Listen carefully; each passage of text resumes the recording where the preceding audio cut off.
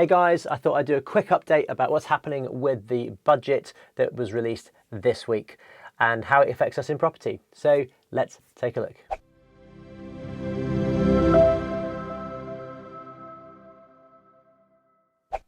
The most important things I took away from this budget are that the inflation is going to be dropping dramatically. So we're going to be down at 2.9% by the end of the year, according to the new forecasts. This is quite a lot lower than where we thought we were going to be, which is a good news. The other thing is that we're not technically going to go into a recession. So that's a good thing for growth, but I'll be interested to see what it's going to do to the interest rate, the Bank of England's base rate there. So one thing that households are going to be happy about is that the Chancellor has fixed the energy price cap for another 3 months. They've extended it by 3 months, which because energy prices look like they're going to be coming down by July again, which is a good thing.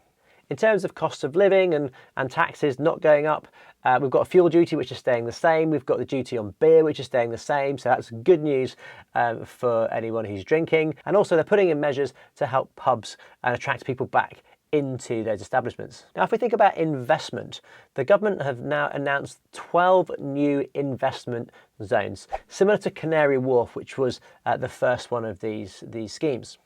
So that's going to bring investment into different areas around the country. So that's an interesting one to note if you're investing in property, looking where there's going to be future growth, future capital appreciation, and where people are going to be attracted to in the future. Now, a big measure that he introduced was the increasing of the annual investment allowance for businesses. And this, as he stated, is a big corporation tax cut. Now, it's only really going to affect those larger businesses that spend over £1 million on capital equipment anyway. So small businesses are going to be less affected by this. Property businesses are going to be less affected by this.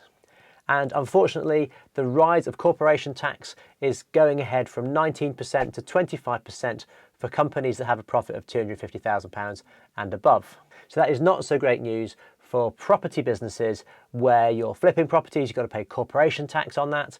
Or if you've got a property business which doesn't have very many expenses, you're going to be paying corporation tax at a higher rate potentially than you were before.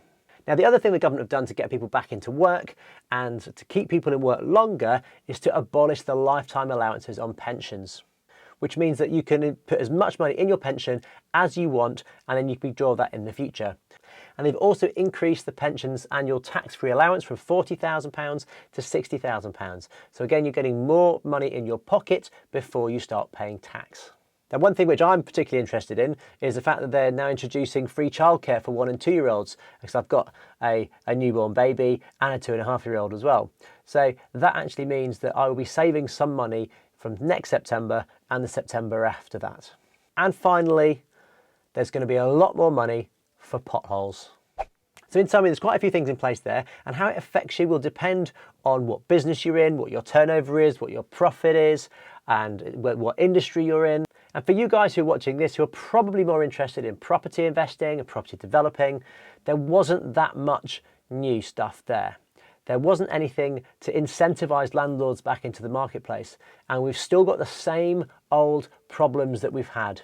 And the Chancellor has not addressed these. We're still losing 66 homes every single day because landlords are leaving the marketplace. It makes more sense to sell their buy-to-lets than to refinance them. You can't get mortgages on them because the rent doesn't cover the mortgage payments anymore with the higher interest rates. So as inflation comes down, that means interest rates will hopefully be coming down as well, making buy-to-let mortgages a little bit more affordable.